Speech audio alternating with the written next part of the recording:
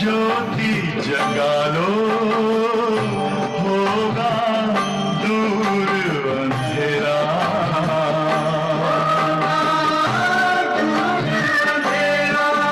ओम शांति, ओम शांति, ओम शांति।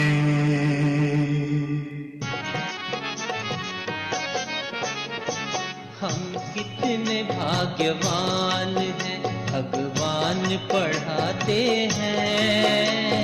हम कितने भाग्यवान हैं, भगवान पढ़ाते हैं। हम कितने भाग्यवान हैं, भगवान पढ़ाते हैं। अजब नशा है, गजब खुशी, बेहद हर्षाते हैं। अजब नशा है, गजब खुशी, बेहद हर्षाते हैं। अगम गोचर कहते जिसे हम सामने पाते हैं। अगम अगोचर कहते जिसे हम सामने पाते हैं। अजब नशा है, गजब खुशी, बेहद हर्षाते हैं। अजब नशा है, गजब खुशी, बेहद हर्षाते हैं। हम कितने भाग्यवान हैं।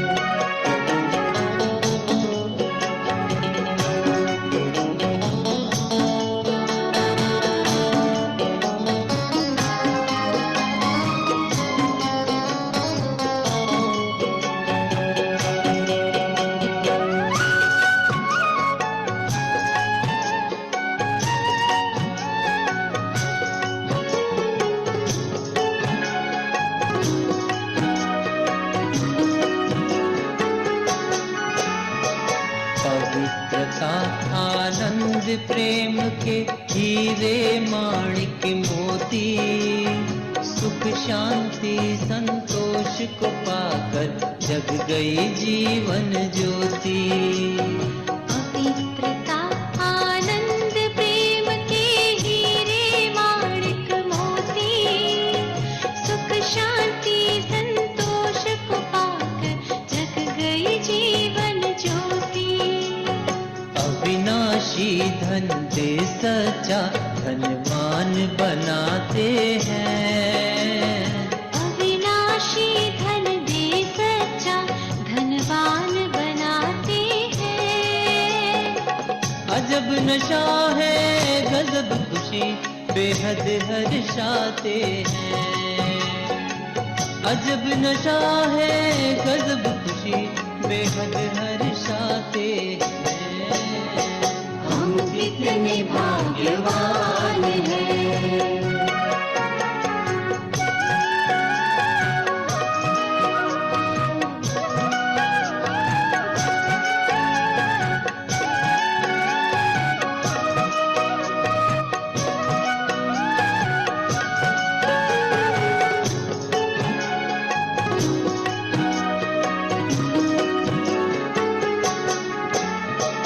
अपरंपार प्रभु ने हमको अपना पार बताया।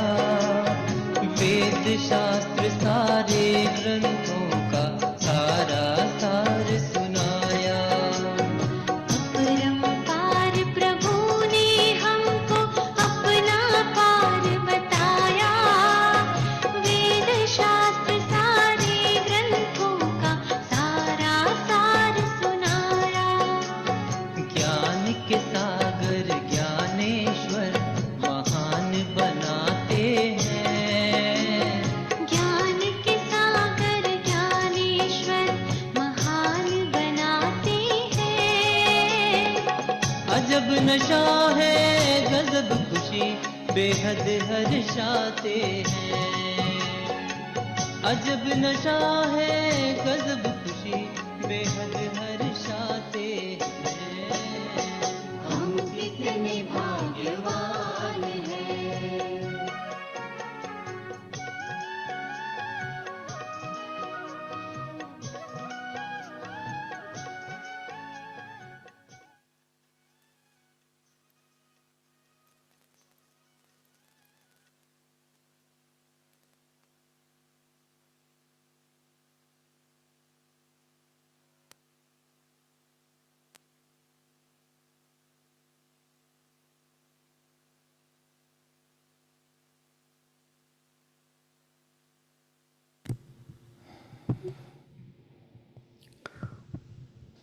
शांति। आज हम 31 दिसंबर सन 2024 के महावाक्य सुनेंगे।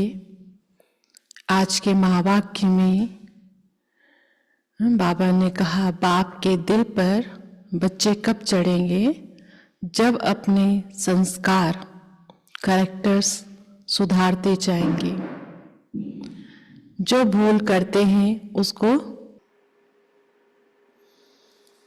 तो बाप के दिल पर चढ़ने के लिए बाबा ने कहा, जो भी भूल होती है वो बाप को बताओ, बाप से छिपाओ नहीं। यदि छिपाते हैं तो बीमारी बढ़ती जाती है और बाप के दिल पर चढ़ नहीं सकेंगे।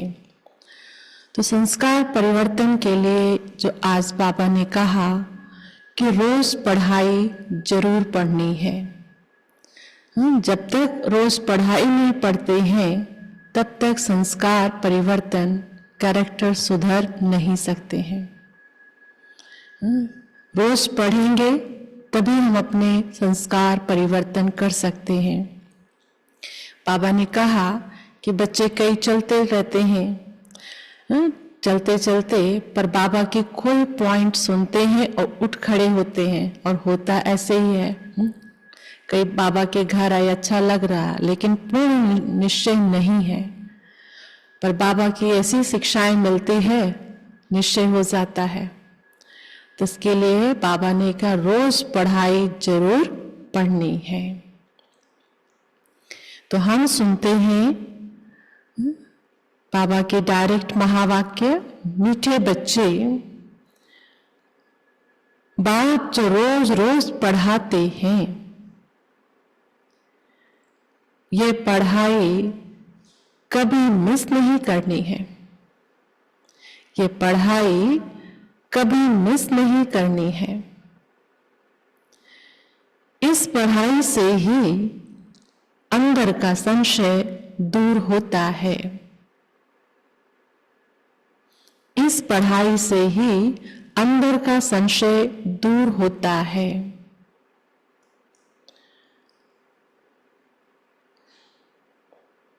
प्रश्न है, बाप के दिल को जीतने की युक्ति क्या है?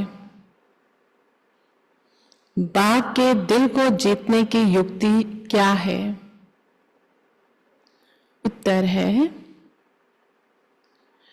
बाप के दिल को जीतना है तो जब तक संगम युग है तब तक बाप से कुछ भी छिपाओ नहीं।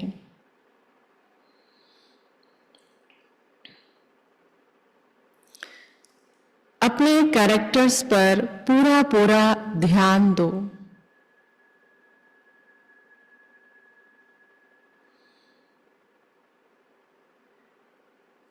अगर कोई पाप कर्म हो जाता है तो अविनाशी सर्जन को सुनाओ। अगर कोई पाप कर्म हो जाता है तो अविनाशी सर्जन को सुनाओ तो हल्के हो जाएंगे। बाप जो शिक्षा देते हैं यही उनकी दया, कृपा व आशीर्वाद है।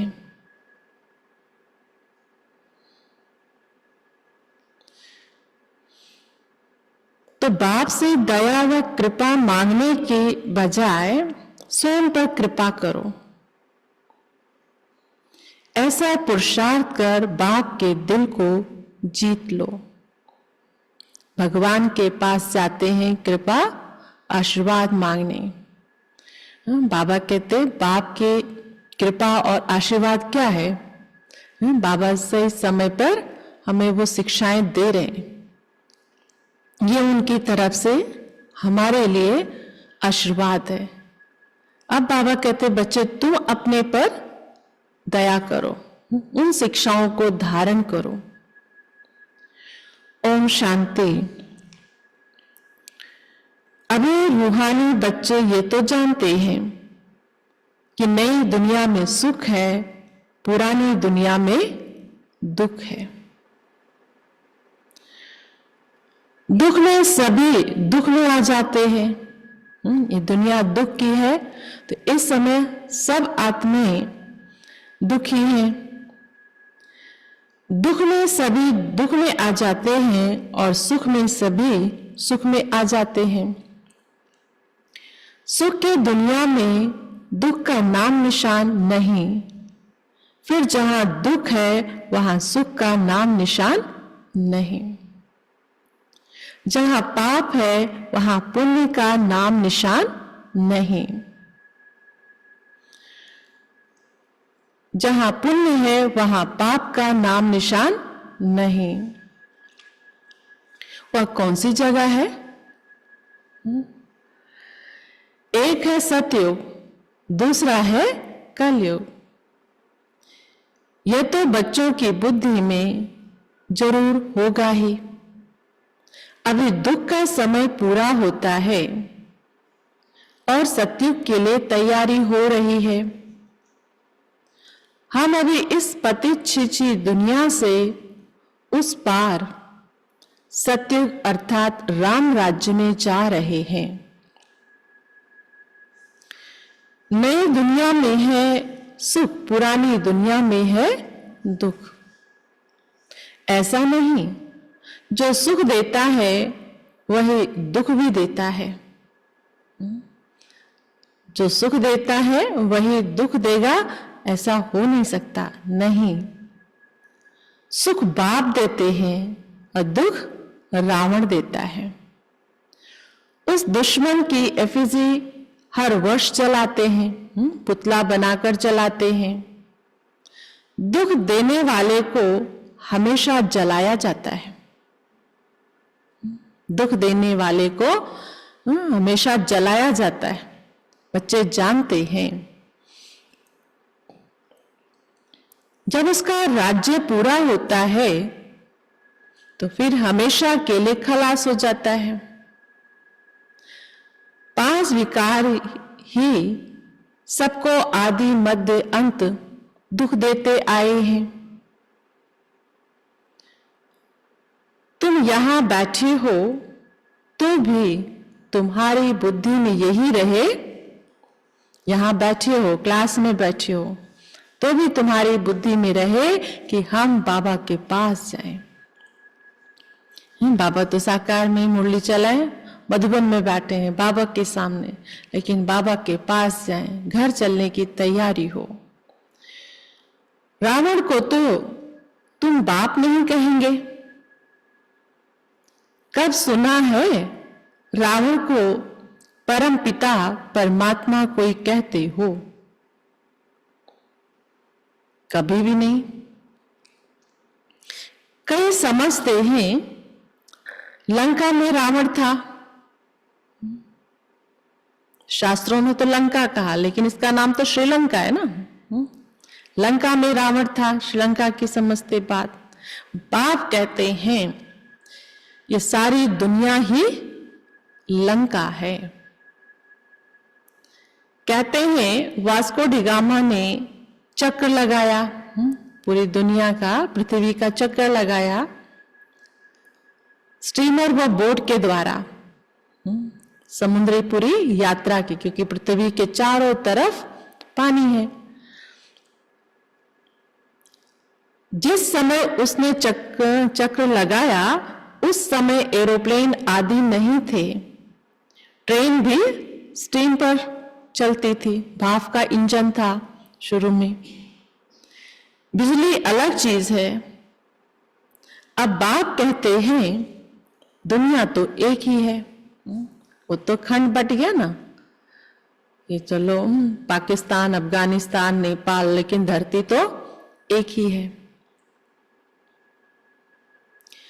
नई से पुरानी, पुरानी से नई बनती है, ऐसे नहीं कहना होता है कि स्थापना पालना विनाश। त्रिमूर्ति का चित्र देखते ना, स्थापना पालना विनाश, पर समझाना कैसे है? समझाना कैसे है? क्या कहना है पहले? स्थापना फिर विनाश कहें या पालना कहें? हैं?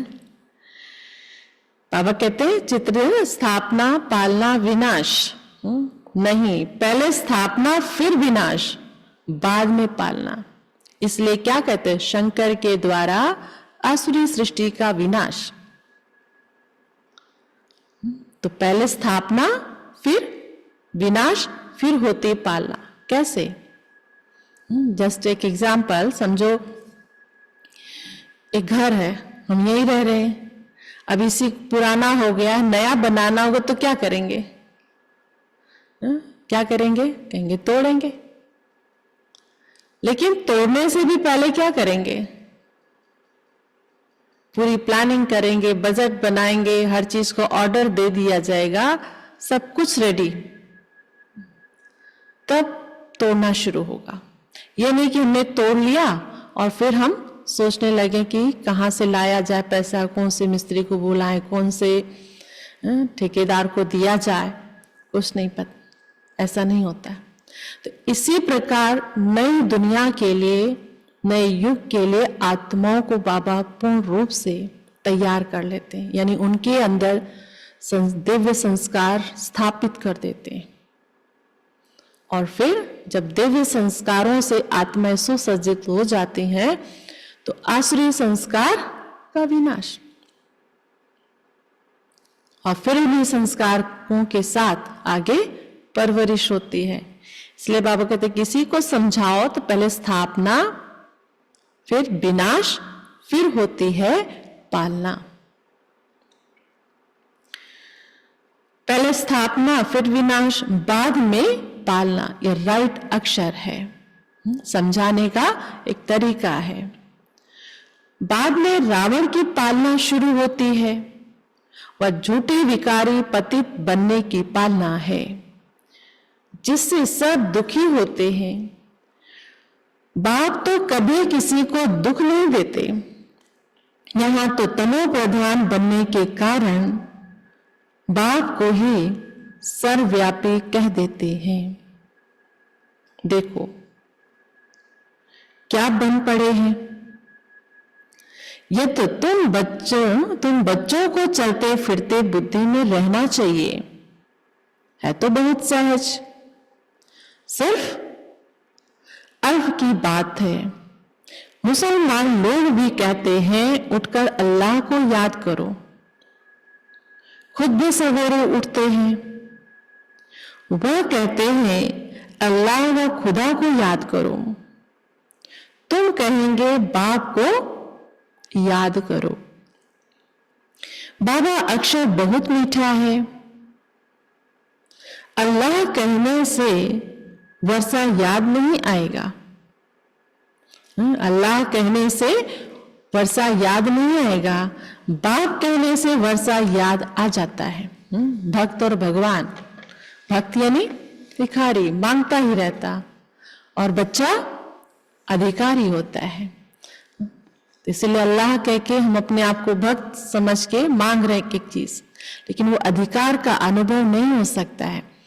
तो बाबा कहने से अधिकारी का अनुभव होता है, अधिकारीपन का। मुसलमान लोग बाप नहीं कहते हैं, वह फिर अल्लाह मियाँ कहते हैं। मियाँ बीबी ये सभी अक्षर भारत में हैं। परमपिता परमात्मा कहने से ही शिवलिंग याद आ जाएगा। यूरोपवासी लोग गॉडफादर कहते हैं। भारत में तो पत्थर वित्तर को भी भगवान समझ लेते हैं। शिवलिंग भी पत्थर का होता है। समझते इस पत्थर में भगवान बैठा है। भगवान को याद करेंगे तो पत्थर ही सामने आ जाता है। पत्थर को भगवान समझ पूछते हैं, पत्थर कहां से आता है?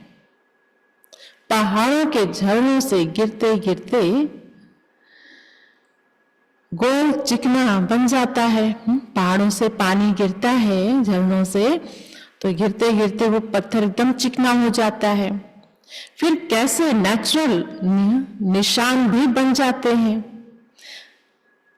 देवी देवताओं की मूर्ति ऐसे नहीं होती है। शिवलिंग शालिग्राम तो बन जाएंगे, लेकिन देवी देवताओं की मूर्ति झरनों से नहीं बनते हैं। पत्थर काट काट कर नाक, मुंह, कान, आंख आदि आदि कितना सुंदर बनाते हैं। बहुत खर्चा होता है, बहुत खर्चा करते हैं। शिव बाबा की मूर्ति पर कितना खर्चा होता है? शिव बाबा की मूर्ति पर कोई खर्चे आदि की बात नहीं। एक पत्थर की कटिंग भी कितनी बारीकी से करते हैं, और उसके बाद फिर सजाने में भी कितना, बनाने में भी टाइम खर्चा है, सजाने में भी खर्चा है। शिव बाबा के लिए न बनाने का खर्चा न सजाने का, फूल पत्ते लाके ढक देंगे। अभी तुम बच्चे समझते हो हम सो देवी देवता चैतन्य में खुद बन रहे हैं। चैतन्य में होंगे तब पूजा आदि नहीं होगी। जब पत्थर बुद्धि बनते हैं तब पत्थर की पूजा करते हैं। दरकार ही नहीं है। सतयुग में जब चैतन्य में होंगे तो पूजा की दरकार ही नहीं। जब पत्थर बुद्धि बन जाते फिर पूजा करते हैं। जो चैतन्य थे उनकी निशानी यादगार के लिए पत्थरों की रखते हैं। अभी इन देवताओं की कहानी का किसी को मालूम पड़ गया, अभी इन देवताओं की कहानी का तुमको मालूम पड़ गया है कि इन देवताओं की जीवन कहानी क्या थी। फिर से वही रिपीट होती है। आगे ही ज्ञान चक्षु नहीं था तो जैसे पत्थर बुद्धि थे। ज्ञान की समझ नहीं थी, ज्ञान नेत्र नहीं था तो जैसे पत्थर बुद्धि थे। अभी बाप द्वारा जो ज्ञान मिला है, ज्ञान एक ही है।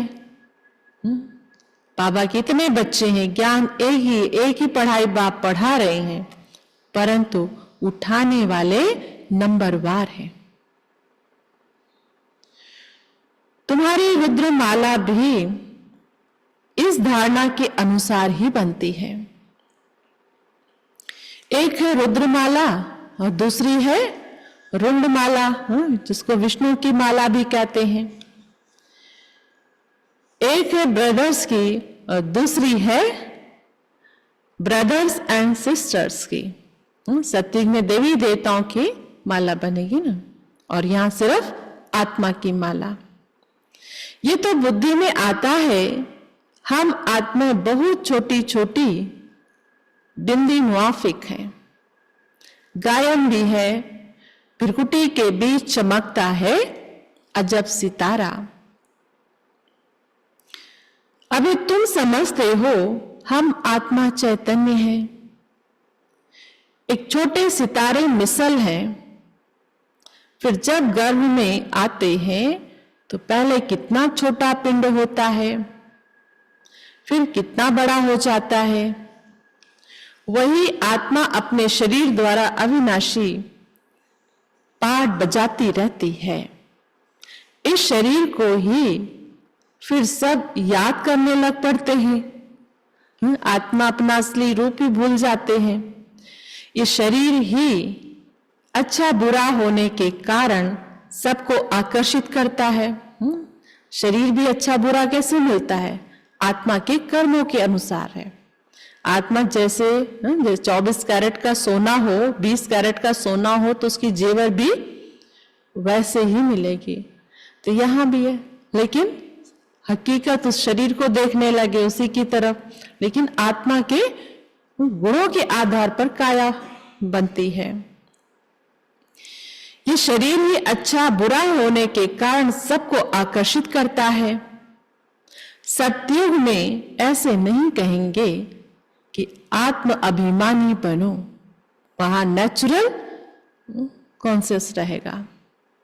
अपने को आत्मा समझो। आज यहां नेचुरल क्या है? देह का भान है।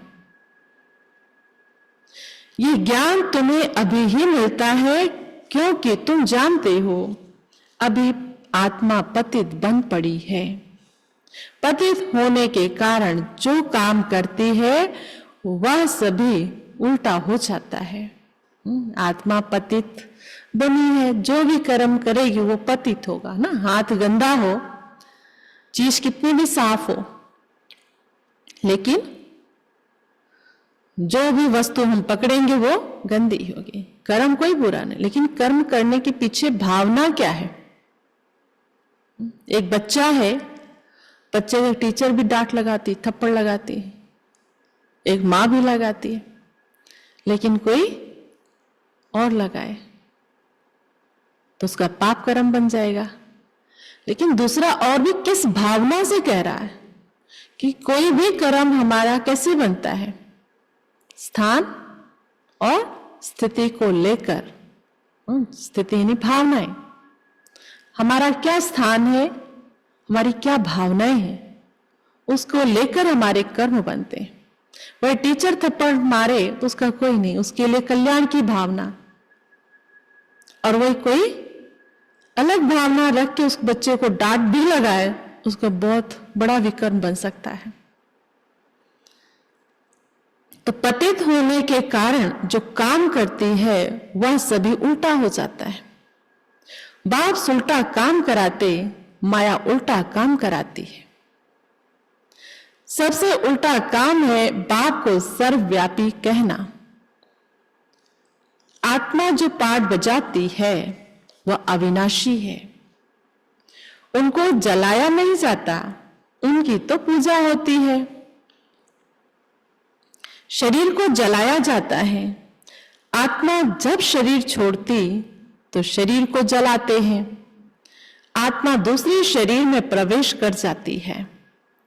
आत्मा बगैर शरीर 2-4 दिन भी नहीं रख सकते हैं। आत्मा निकल जाए तो शरीर तो बस निकालो, रख ही नहीं सकते, इतनी दुर्गंध हो जाती है। कई तो फिर शरीर में दवाइयां आदि लगाकर रख भी लेते हैं, परंतु फायदा क्या, तो पुतला है।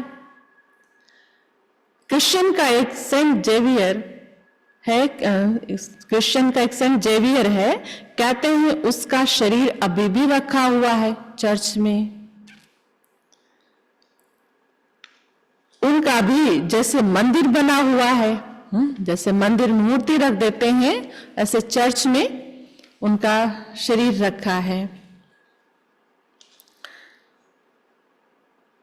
किसको दिखाते नहीं हैं, फिर उनके पांव दिखाते हैं, और वो भी साल में से एक दिन दिखाते हैं, ज्यादा नहीं। कहते हैं कोई पांव छू लेता है तो बीमार नहीं होता, पांव छूने से बीमारी से हल्के हो जाते हैं, तो समझते हैं उनकी कृपा। बाप कहते हैं भावना का भाड़ा मिल जाता है, क्योंकि एक पांव छुआ किस कॉन्शियस में रह के, चलो एक उस आत्मा की क्या तपस्या है सेंट जेवियर की, तो उसको तो चलो कुछ परसेंट है, लेकिन 90 क्या 80% तो कहेंगे ही कि जो हमारी कॉन्शियस है कि हम यहाँ जाएंगे, हाथ पांव छुएंगे तो मेरी बीमारी हल्की हो जाएगी, मेरी बीमारी हल्की हो जाएगी। 80% हमारे कॉन्शियस काम करती है, यानी कि हम पांव छूने से हम बीमारी से मुक्त हो जाएंगे। कुछ भावना है, उस मान्यता है, लेकिन पेन तो अपने मन की भावना क्या वो काम करती है। तो बाबा कहते भावना का भाड़ा मिल जाता है। निश्चय बुद्धि होने से कुछ फायदा होता है, बाकी ऐसे हो तो ढेर के ढेर वहां चले जाएं, इतने इलाज करने की जरूरत नहीं, सब वहीं चले जाएं। अब कोई जाति इतनी ऊंची भावना से, श्रद्धा से उनको फायदा, कहीं ऐसे कैसे होगा, चलो सब कह रहे मैं भी चला जाता हूं, लेकिन कोई फायदा नहीं होता। तो बाबा कितने जाएं, सब चले जाएं, मेला लग जाए। बाप भी यहां आए हैं फिर भी इतना ढेर नहीं होते, ढेर होने की जगह भी नहीं है। ये रोज आए, बाबा की पढ़ाई पढ़ें, बाबा कहते भीड़ मच जाए, ऐसा नहीं होगा। ये वो ऐसी जगह ही नहीं कि यहाँ ढेर हो जाए। जब ढेर होने का समय आता है तो विनाश हो जाता है। अंत में सबकी आत्मा जागेगी, जागृति आएगी, लेकिन वो अंत का समय होगा। ये भी ड्रामा बना हुआ है, इसका आदि व अंत नहीं है। हाँ, झाड़ की जड़ जड़ीभूत अवस्था होती है, अर्थात आत्मा तमो प्रधान बन जाता है, तब ये झाड़ चेंज होता है। जब आत्मा तमो प्रधान हो जाती है तब ये झाड़ परिवर्तन यानी सृष्टि परिवर्तन होते हैं। कितना ये बेहद का बड़ा झाड़ है।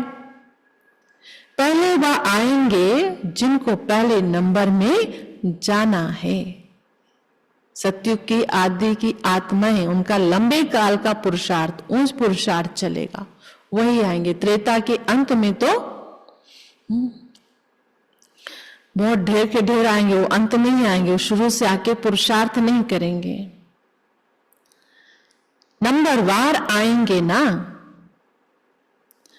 सभी सूर्यवंशी तो इकट्ठे नहीं आएंगे, चंद्रवंशी भी सभी इकट्ठे नहीं आते, नंबरवार माला अनुसार ही आएंगे। पाठधारी सभी इकट्ठे कैसे आएंगे? खेल ही बिगड़ जाए, सारे एक ही बार स्टेज पे उतर जाए, कैसे होगा? सारा खेल ही बिगड़ जाए। ये खेल बड़ा एक्यूरेट बना हुआ है, इसमें कोई चेंज हो नहीं सकती। मीठे मीठे बच्चे, जब यहां बैठते हो तो बुद्धि में यही याद रहना चाहिए। और सत्संगों में तो और बातें बुद्धि में आती है। यह तो एक ही पढ़ाई है जिससे तुम्हारी कमाई होती है। उन शास्त्रों आदि को पढ़ने से कमाई नहीं होती। हाँ, कुछ न कुछ गुण अच्छे होते हैं, अच्छी भक्ति करते हैं, अच्छे भक्तों के गुण भी अच्छे होते हैं। ग्रंथ पढ़ने बैठते हैं तो ऐसे नहीं सभी निर्विकारी होते हैं। बाप कहते हैं इस दुनिया में सभी भ्रष्टाचार से पैदा होते हैं। तुम बच्चों से कई पूछते हैं वहां जन्म कैसे होगा, प्योरिटी की बात करो तो वहां दुनिया कैसे चलेगी? बोलो वहां तो 5 विकार ही नहीं,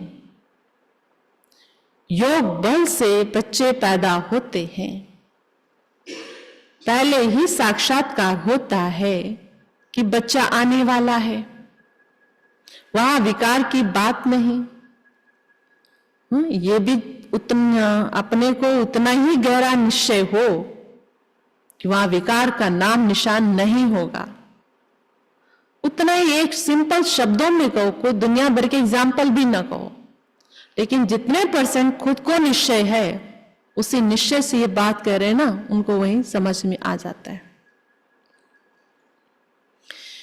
अगर खुद को ही हो कि हाँ कैसे, तो अगले को हम निश्चय नहीं बिठा सकते। यहां तो बच्चों को भी माया गिरा देती है।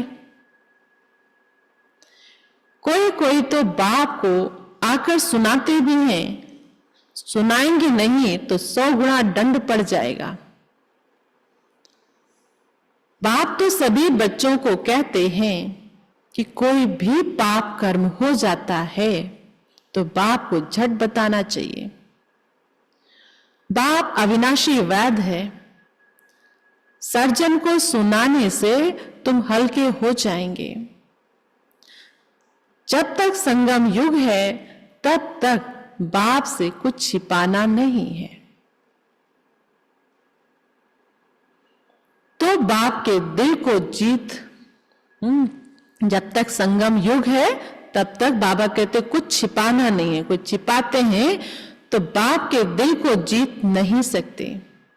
सारा मदार पुरुषार्थ पर है। स्कूल में आएंगे ही नहीं तो कैरेक्टर कैसे सुधरेंगे? मुरली सुने ही नहीं, पढ़े ही नहीं, संस्कार परिवर्तित हो नहीं सकता। और कहने हमारे बहुत अच्छे हैं, अब कई चलो पहले तो कम से कम भक्ति करते थे, अब ज्ञान सुन लिया, न भक्ति है न ज्ञान है, सोचे क्या दुर्गति होगी आत्मा की। एक सच्चा भक्त था तो भी अच्छे बुरे का गलत सोचना, गलत किसी का डिस्रिगार्ड नहीं करना, सम्मान करना, एक मैनर्स होता है। अब थोड़ा ज्ञान सुन लिया, अब न ज्ञान है न भक्ति है, तो और पढ़ाई भी रोज ना पढ़े तो सोचो उस आत्मा की क्या गति होगी। स्कूल में आएंगे ही नहीं तो कैरेक्टर कैसे सुधरेंगे? इस समय सबके कैरेक्टर्स खराब हैं। भगवान उवाच। हम अपने आप को कहते हैं हम ठीक हैं, पर भगवान कहते इस समय सबके कैरेक्टर्स खराब हैं।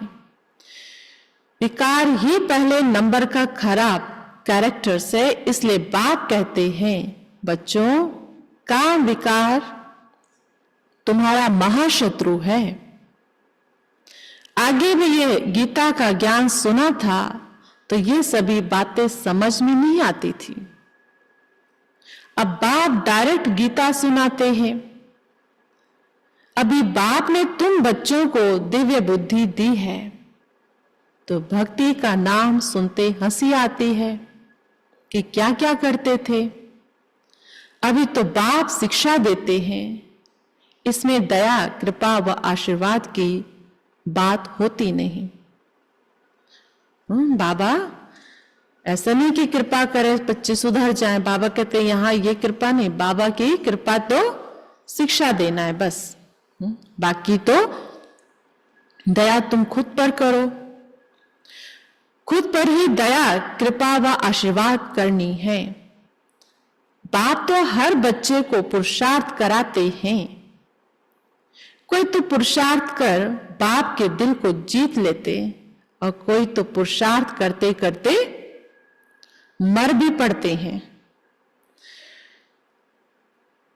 बाप तो हर बच्चे को एक जैसा ही पढ़ाते हैं, फिर कोई समय ऐसी गुह्य बातें निकलती है जो पुराना संशय ही उड़ जाता है। बाबा कैसे सुनाते सुनाते पॉइंट आ जाती है तो बच्चे के अंदर जो डाउट होगा वो निकल जाता है। बाप तो हर बच्चे को एक जैसा ही पढ़ाते हैं, फिर कोई समय ऐसी गुह्य बातें निकलती है जो पुराना संशय ही उड़ जाता है, फिर खड़े हो जाते हैं। इसलिए बाबा की पढ़ाई कभी मिस नहीं करनी चाहिए। इसलिए बाबा की पढ़ाई कभी मिस नहीं करनी चाहिए। मुख्य है बाप की याद, दैवी गुण भी धारण करने हैं। कोई कुछ छी बोलने वाले तो हर पल कान में महामंत्र, माया का मंत्र हो, महामंत्र माना कि माया का मंत्र हर पल कोई ना कोई कुछ देता रहेगा। कोई कुछ भी छी बोले तो सुना अनसुना कर देना चाहिए। Hear no evil, see no evil, talk no evil. उस पद पाना है तो मान अपमान दुख सुख हार जीत सब सहन जरूर करना है। किसी के जीवन में एक जैसे नहीं आते हैं, हमेशा अप डाउन होता ही रहता है, जिससे जिंदगी चलती रहती है। लेकिन अपमान भी कब फील होता है? जब थोड़ा सा, क्योंकि बड़े महिमा करने भी आएंगे, ऐसा नहीं कि आप कुछ अच्छे बड़े महिमा करें, जरा कुछ होगा तो उतने ही अपमानित। तो इसलिए बाबा क्या कहते हैं, बच्चे तुम अपने स्वमान में रहो। स्वमान में रहेंगे तो ना आपको अभिमान आएगा और ना ही अपमान होगा लेकिन उसका असर आपके ऊपर नहीं होगा। बाप कितनी युक्तियां बतलाते हैं, फिर भी बच्चे बाप का भी सुना अनसुना कर देते हैं तो वह क्या पद पाएंगे? सोचो जरा। जो बाप कह रहे हैं, बाप की ही बातों को सुना अनसुना कर दे रहे हैं तो वो क्या पद पाएंगे? बाप कहते हैं जब तक अशरीरी नहीं बने हैं तब तक माया के कुछ न कुछ चोट लगती रहेगी। बाप का कहना नहीं मानते तो बाप का डिसरिगार्ड करते हैं। फिर भी बाप कहते हैं बच्चे, फिर भी बाप कहते हैं बच्चे सदा जीते जागते रहो और बाप को याद कर ऊंच पद पाओ। बाबा फिर भी बच्चों के प्रति शुभ भावनाएं रखता है। अच्छा,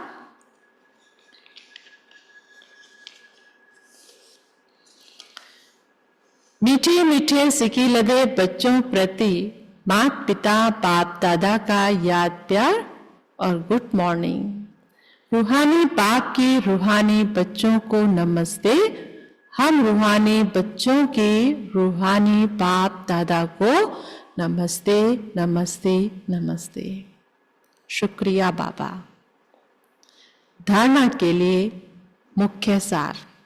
तो सारी मुरली आज क्या थे बाबा की? धारणाओं के लिए एक एक पॉइंट बाबा की धारणा के लिए है।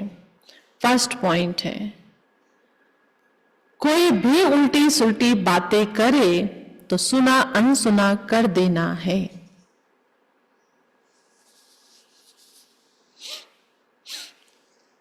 Hear no evil, कोई भी उल्टी सुल्टी बातें करे तो सुना अनसुना कर देना है। Hear no evil, दुख सुख मान अपमान सब कुछ सहन करना है।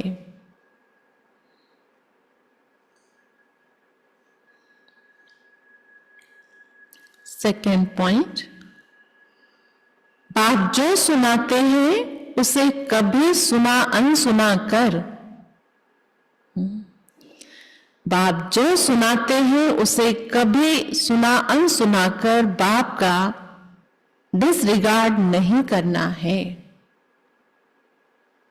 ये नहीं कि हम बाबा को बहुत मानते हैं, बहुत मानते, एक भी नहीं सुनते हैं। वो मानना बल्कि उल्टा और डिसरिगार्ड है। नहीं सुनते तो फिर भी ठीक था, सुनते समझते सब कुछ फिर भी ना करना, कितना बड़ा डिसरिगार्ड है। हर चीज को एक आम तरीके से देखा जाए। एक होता ना कि सामने वाला में बुलाया और हमने नहीं सुना, वो बात ही और है, वो डिसरिगार्ड नहीं। लेकिन सुन भी रहे, लेकिन सुनते हुए भी कोई रिस्पॉन्स ना दें, कितना बड़ा डिसरिगार्ड है। तो भगवान की भी रोज सुने लेकिन फिर भी ना करें तो कितना बड़ा हम डिसरिगार्ड कर रहे हैं उसका। माया की चोट से बचने के लिए अशरीरी रहने का अभ्यास जरूर करना है। वरदान, बाप समान रहम दिल बन, बाप समान रहम दिल बन, सबको क्षमा कर स्नेह देने वाले मास्टर दाता भव। बाप समान रहम दिल बन, सबको क्षमा कर स्नेह देने वाले मास्टर दाता भव। विस्तार है, जैसे बाप को रहम दिल मर्सीफुल कहते हैं, ऐसे आप बच्चे भी मास्टर रहम दिल हो। जो रहम दिल है वही कल्याण कर सकते हैं। अकल्याण करने वाले को भी क्षमा कर सकते हैं। वह मास्टर स्नेह के सागर होते हैं। उनके पास स्नेह के बिना और कुछ है ही नहीं। वर्तमान समय संपत्ति से भी ज्यादा स्नेह की आवश्यकता है। आज के समय में वर्तमान समय संपत्ति से भी ज्यादा स्नेह की आवश्यकता है। इसलिए मास्टर दाता बन सबको स्नेह देते चलो। कोई भी खाली हाथ ना जाए। तो मास्टर स्नेह के सागर बाबा कहते बनो। आज साल का अंतिम दिन है, तो इस बात पर हम अटेंशन दे। जो भी हुआ क्षमा कर दो, नए से हम शुरुआत करें। तो जिसका दिल रहम दिल होगा वही कल्याण कर सकते हैं। कि कल्याण करना माना जब हम पुरानी बातें रहम दिल क्षमा कर दिया, तभी कल्याण की भावना आती है। स्लोगन, तीव्र पुरुषार्थी बनने की चाह ना हो, तीव्र पुरुषार्थी बनने की चाह ना हो तो जहां चाह है वहां राह मिल जाएगी। जहां चाह है वहां राह मिल जाएगी। अच्छा, ओम शांति।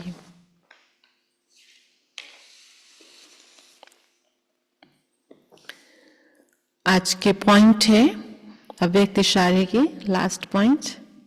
तो पूरा हमने क्या सुना? संतुष्ट मणि बने हम। उसके लिए एक एक अलग अलग पॉइंट सुनते रहे। आज की जो पॉइंट है, आप मास्टर रचयिता बन अपनी रचना को शुभ भावना से व शुभ चिंतक बन भिखारियों को उनकी मांग प्रमाण संतुष्ट करो। अब महादानी और वरदानी बनो, तब सर्व को संतुष्ट कर सकेंगे।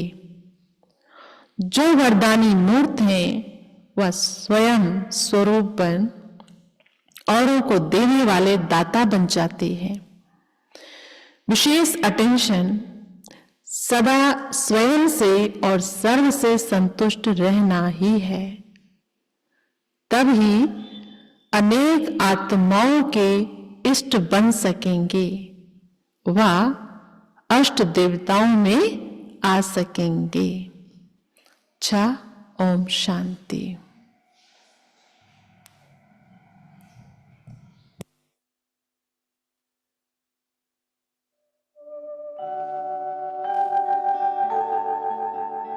सद्गुण का धन बड़ा निराला,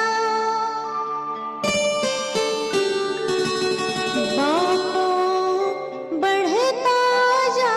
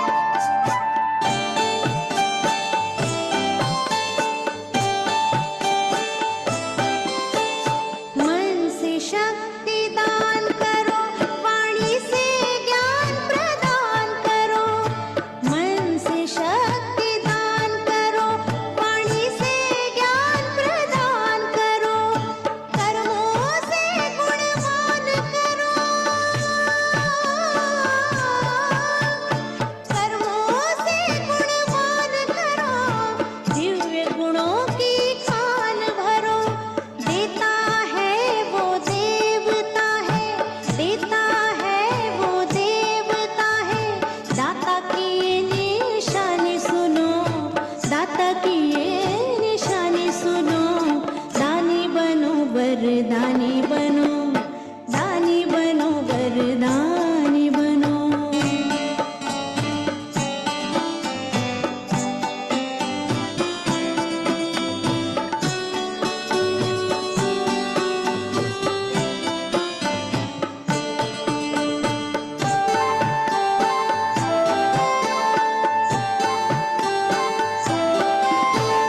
चारों ओर निराशा है, सारा जग ही प्यासा है। चारों ओर निराशा है, सारा जग ही प्यासा है। देख रहे दुनिया तुमको, देख रहे दुनिया तुमको, तुमसे सबको आशा है। योग का तुम सहयोग करो, योग का तुम सहयोग करो। सबसे गुणों के मोती चुनो, सबसे गुणों के मोती चुनो। दानी बनो, वरदानी बनो, दानी बनो, वरदानी बनो।